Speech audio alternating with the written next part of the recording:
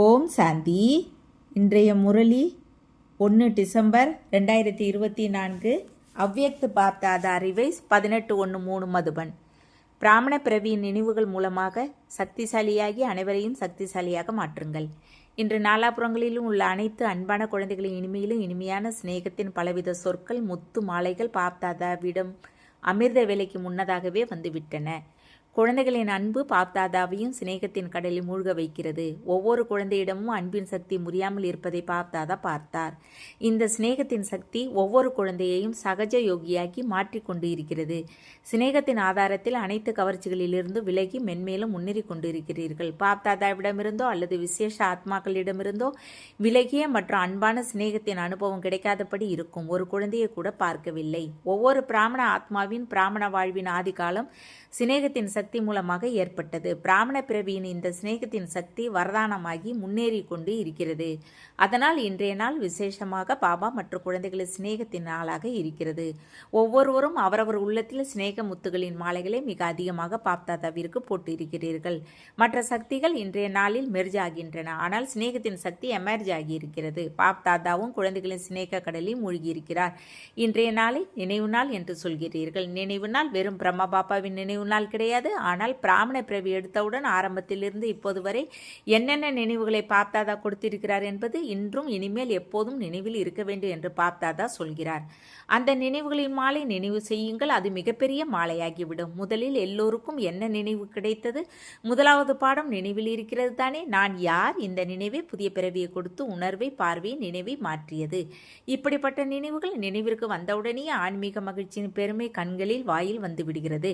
நீங்கள் நினைவுகளை நினைவு செய்கிறீர்கள். பக்தர்கள் மாலையை நினைவு செய்கிறார்கள். அமிர்த வேலையிலிருந்து கர்மயோகியாகி மாறும் நேரத்திலும் ஒரு நினைவு கூட அடிக்கடி நினைவில் இருந்தால் அந்த நினைவு சக்தி சொரூபமாக மாற்றி விடுகிறது.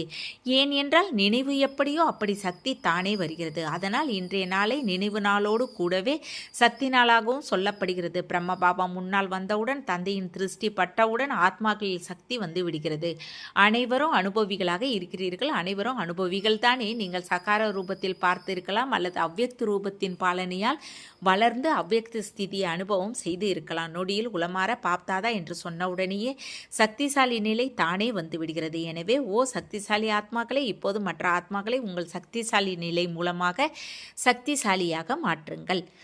உற்சாகம் இருக்கிறது தானே. உற்சாகம் இருக்கிறது. சக்தியற்ற ஆத்மாக்களை சக்திசாலியாக மாற்ற வேண்டும். நாலாபுறங்களிலும் உள்ள பலவீனமான ஆத்மாக்களை சக்திசாலியாக மாற்றும் உற்சாகம் நன்றாக இருப்பதை பார்த்தார். சிவராத்திரி நிகழ்ச்சிகளை மிக கோலாகலமாக உருவாக்கி கொண்டு இருக்கிறீர்கள். எல்லோருக்கும் உற்சாகம் இருக்கிறது தானே. இந்த சிவராத்திரியின் போது அதிசயத்தை செய்து காட்டுவோம் என்ற உற்சாகம் யாருக்கு இருக்கிறதோ அவர்கள் கைகளை உயர்த்துங்கள். அந்த அதிசயம் பிரச்சனைகளை முடிக்க வேண்டும். வெற்றி முழக்கம் கேட்க வேண்டும். ஆகா சக்திசாலி ஆத்மாக்களே, ஆக அனைத்து ஜோன்களும் திட்டமிட்டு இருக்கிறீர்கள் தானே. பஞ்சாபும் செய்திருக்கிறது தானே. நல்லது. அலைந்து கொண்டிருக்கும் ஆத்மாக்களுக்கு, தாகம் உள்ள ஆத்மாக்களுக்கு, அசாந்தியில் உள்ள ஆத்மாக்களுக்கு அஞ்சலியாவது கொடுங்கள். அவர்களும் உங்கள் சகோதர சகோதரிகளாக இருக்கிறார்கள். அதனால் உங்கள் சகோதரர்கள் மீது, உங்கள் சகோதரிகள் மீது கருணை வருகிறது தானே. இந்த காலத்தில் ஆபத்து காலங்களில் பரமாத்மாவை நினைவு செய்கிறார்கள். ஆனால் சக்திகளை, தேவர்களின் கணேசரை, அனுமாரை மற்றும் தேவர்களை எவ்வளவு அதிகமாக நினைவு செய்கிறார்கள் என்பதை பாருங்கள். அவர்கள் யார்? நீங்கள் தானே. உங்களை தினந்தோறும் நினைவு செய்கிறார்கள். ஏ கிருபையுடையவரே, தயாளரே, இரக்கம் காட்டுங்கள், கருணை காட்டுங்கள் என்று சொல்லி அழைக்கிறார்கள். சிறிதளவு சுகம் சாந்தியின் துளியாவது கொடுங்கள் என்று கேட்கிறார்கள். உங்களிடமிருந்து ஒரு துளி பெற தாகமாக இருக்கிறார்கள். ஏ சக்திகளே, ஏ தேவர்களே, உங்களுக்கு துக்கத்தில் இருப்பவர்களின், தாகத்தில் இருப்பவர்களின் சப்தம் கேட்கிறதா? கேட்கிறது தானே. பாப்தாதா எப்போது அழைப்பை கேட்கிறாரோ அப்போது சக்திகளையும் தேவர்களையும் நினைவு செய்கிறார். தாதி நல்ல ப்ரோக்ராம் செய்து இருக்கிறார். அது பாபாவிற்கு பிடித்திருக்கிறது. நினைவு நாள் எப்போதும் இருக்கவே செய்கிறது. ஆனால் இன்றைய நாள் நினைவின் மூலமாக அனைத்து சக்திகளையும் விசேஷமாக பெறுகிறீர்கள். இப்போது நாளையிலிருந்து சிவராத்திரி வரை முடிந்த அளவு அதிகமான ஆத்மாக்களுக்கு மனதின் மூலமாக, வார்த்தையின் மூலமாக, சம்பந்த தொடர்பின் மூலமாக, எந்த விதி மூலமாகவாவது செய்தி வடிவ அஞ்சலியை நிச்சயம் கொடுக்க வேண்டும் என்று பாப்தாதா நாலாபுறங்களிலும் உள்ள குழந்தைகளுக்கு சொல்கிறார். உங்கள் மீது உள்ள கம்ப்ளைண்டை முடித்து விடுங்கள். இப்பொழுது விநாசத்தின் நாள் தெரியவில்லை. செய்யவில்லை. அதனால் எப்போது வேண்டுமானாலும் கம்ப்ளைண்ட்டை முடிக்கலாம் என்று குழந்தைகள் நினைக்கிறார்கள். ஆனால் அந்த கம்ப்ளைண்ட் இப்போது பூர்த்தி செய்யவில்லை என்றால் நீங்கள் ஏன் முன்னரே செய்யவில்லை, நாங்களும் ஏதாவது செய்திருப்போமே என்ற கம்ப்ளைண்ட்டும் கிடைக்கும். பிறகு ஆகா பிரபு என்று மட்டும் சொல்லுவார்கள். அதனால் அவர்களையும் ஏதாவது கொஞ்சம் ஆஸ்தியின் அஞ்சலி பெற விடுங்கள். அவர்களுக்கும் கொஞ்சம் நேரத்தை கொடுங்கள். ஒரு துளியாவது தாகத்தை தணியுங்கள். தாகத்தில் இருப்பவர்களுக்கு ஒரு துளியும் அதிக மகத்துவம் வாய்ந்ததாக இருக்கும். அதனால் நாளையிலிருந்து ஆரம்பித்து பாப் தாதா பச்சை கொடி காட்டவில்லை.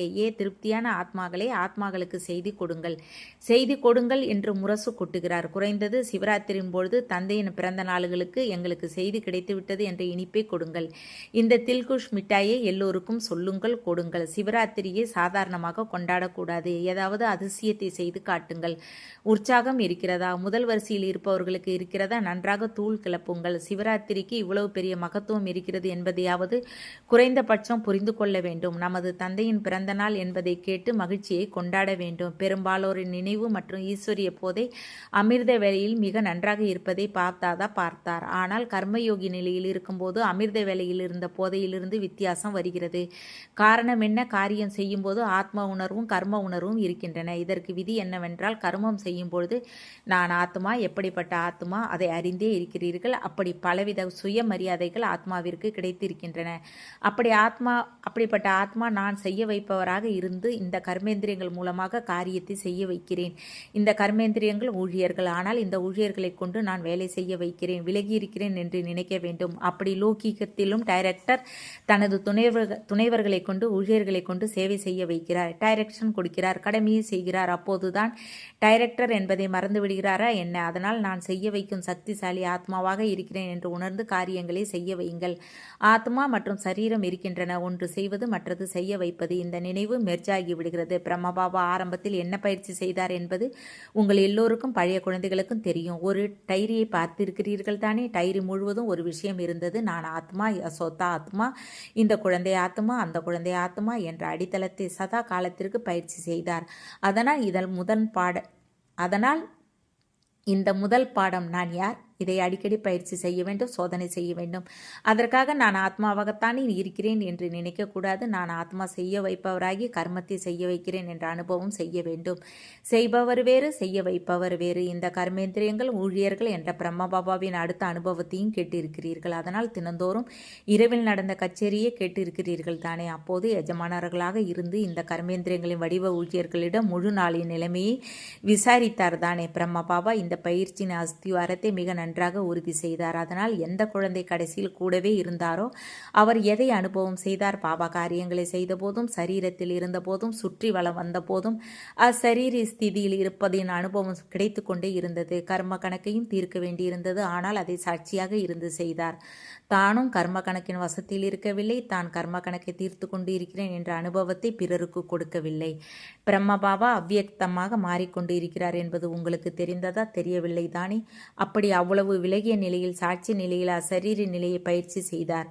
அதாவது கர்மாதீத்த நிலையை நீண்ட காலமாக பயிற்சி செய்தார். அப்பொழுது கடைசியிலும் அதே சொரூபம் அனுபவம் ஆனது. இந்த நீண்டகால பயிற்சி காரியத்திற்கு வந்தது. அதற்காக கடைசியில் தேக உணர்வை விட்டுவிடுவேன் என்று நினைக்காதீர்கள்.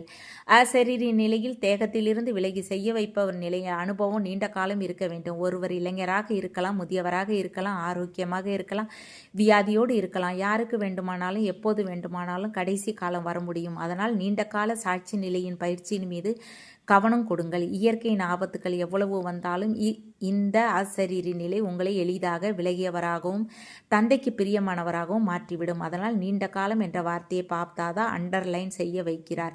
என்ன நடந்தாலும் சரி, முழு நாளில் சாட்சி நிலையில் செய்ய வைப்பவரின் நிலையை, அசரீரி நிலையை அடிக்கடி அனுபவம் செய்யுங்கள். அப்போது கடைசியில் பரிஸ்தா தேவதா உறுதி செய்யப்படும். பாப் சமானாக வேண்டும் என்றால் பாபா நிராகாரர் மற்றும் பரிஸ்தாவாக இருக்கிறார். பிரம்ம பாபாவிற்கு சமமாக மாற வேண்டும் என்றால் பரிஸ்தா நிலையில் இருக்க வேண்டும். அப்படி பரிஸ்தா ரூபத்தை சகார ரூபத்தில் பார்த்தீர்கள். விஷயங்களை கேட்ட போதும், பேசிக்கொண்டு இருந்த போதும், காரியங்களை செய்த போதும் சரீரத்தில் இருந்து கொண்டே விலகியிருந்ததை அனுபவம் செய்தீர்கள். காரியங்களை விட்டுவிட்டு அசரீரியாவது என்பது சற்று நேரத்திற்கு நடக்கலாம். ஆனால் காரியங்களை செய்து கொண்டே நேரத்தை ஒதுக்கி அசரீரி நிலையை, சக்திசாலி நிலையை அனுபவம் செய்து கொண்டே இருங்கள். நீங்கள் எல்லோரும் பரிஸ்தாக்களாக இருக்கிறீர்கள். தந்தை மூலமாக இந்த பிராமண வாழ்வின் ஆதாரத்தை பெற்று செய்தி கொடுப்பதற்காக. சாகாரத்தில் காரியங்களை செய்து கொண்டு இருக்கிறீர்கள். பரிஸ்தா என்றால் தேகத்தில் இருந்து கொண்டு தேகத்தில் இருந்து விலகி இருப்பது. இதன் உதாரணமாக பிரம்மபாபாவை பார்த்தீர்கள். இது நடக்க முடியாது அல்லவா? பார்த்தீர்கள், அனுபவம் செய்தீர்கள். யார் நிமித்தமாக இருந்தாலும் இப்பொழுது விஸ்தாரம் கொஞ்சம் அதிகமாக இருக்கிறது. எனினும் புதிய ஞானத்தை, புதிய வாழ்வை, புதிய உலகை உருவாக்க எந்த அளவு பிரம்மபாபாவிற்கு பொறுப்பு இருந்ததோ அந்த அளவு இப்போது யாருக்கும் இல்லை. அதனால் பிரம்மபாபாவிற்கு சமமாக மாற வேண்டும், அதாவது பரிஸ்தா ஆக வேண்டும் என்பது அனைவரின் லட்சியமாக இருக்கிறது. சிவபாபாவிற்கு சமமாக மாற வேண்டும் என்றால் நிராகார நிலையில் உறுதியாக இருக்க வேண்டும். கடினமான என்ன? பாபா மற்றும் தாதாவிடம் அன்பு இருக்கிறது தானே. அதனால் யாரிடம் அன்பு இருக்கிறதோ அவரை போல ஆக வேண்டும். எப்போது எண்ணமும் இருக்குமோ தந்தைக்கு சமமாக மாறியே தீர வேண்டுமோ அப்போது எந்த கடினமும் இல்லை. அடிக்கடி கவனம் மற்றும் கொடுக்க வேண்டும். சாதாரண வாழ்க்கை கிடையாது. சாதாரண வாழ்க்கை வாழ்பவர்கள் அதிகமாக இருக்கிறார்கள். மிக பெரிய காரியங்களை செய்பவர்கள் அதிகமாக இருக்கிறார்கள். எனினும் நீங்கள் எப்படி காரியங்களை செய்கிறீர்களோ அப்படி பிராமண ஆத்மாக்கள் உங்களை தவிர வேற யாரும் செய்ய முடியாது. அதனால் இன்று நினைவு நாளில் சமமாவதில் அருகில் வாருங்கள், அருகில் வாருங்கள், அருகில் வாருங்கள் என்று பாப்தாதா வரதானத்தை கொடுக்கிறார். எல்லா எல்லைக்கு உட்பட்ட கரைகளையும், அது எண்ணமாக இருக்கலாம், சொல்லாக இருக்கலாம், செயலாக இருக்கலாம், சம்பந்த தொடர்பாக இருக்கலாம், எதுவாக இருந்தாலும் அவை எல்லைக்கு உட்பட்ட கரைகளாக இருக்கின்றன. உங்கள் மனதின் படகை இந்த எல்லைக்கு உட்பட்ட கரைகளிலிருந்து விடுபட வையுங்கள். இப்போதிலிருந்து வாழ்வு இருந்து கொண்டே விடுபட்டு அப்படிப்பட்ட ஜீவன் முக்தியின் அலௌகிக அனுபவத்தை நீண்ட காலத்திற்கு பெறுங்கள். நல்லது. நாலாபுறங்களிலும் உள்ள குழந்தைகளின் அதிகமான கடிதங்கள் கிடைத்தன. மதுவனத்தை சேர்ந்தவர்கள் கோபத்திலிருந்து விடுபட்ட ரிப்போர்ட்டும் செய்திகளும் பாப்தாதாவிற்கு வந்தன. உங்கள் தைரியத்தை பார்த்து பாப்தாதாவிற்கு மகிழ்ச்சி. மேலும் வருங்காலங்களிலும் விடுபட்டு இருப்பதற்கு சகித்து கொள்ளும் சக்தியின் கவசத்தை அணிந்து இருக்க வேண்டும். அப்போது யார் எவ்வளவு முயற்சி செய்தாலும் நீங்கள் சதா பாதுகாப்பாக இருப்பீர்கள். அப்படி அனைத்து உறுதியான எண்ணமுடையவர்களுக்கு, சதா நினைவு சுரூப ஆத்மாக்களுக்கு, சதா அனைத்து சக்திகளையும் நேரப்படி காரியத்தில் பயன்படுத்தும் விசேஷ ஆத்மாக்களுக்கு, சதா அனைத்து ஆத்மாக்களிடமும் கருணை காட்டும் ஆத்மாக்களுக்கு, சதா பாப்தாதாவிற்கு சமமாக மாறும் எண்ணத்தை சாகார ரூபத்தில் கொண்டு வரும் அப்படிப்பட்ட மிக மிக அன்பான மற்றும் விலகிய குழந்தைகளுக்கு பாப்தாதாவின் அன்பு நினைவுகள் மற்றும் நமஸ்தே.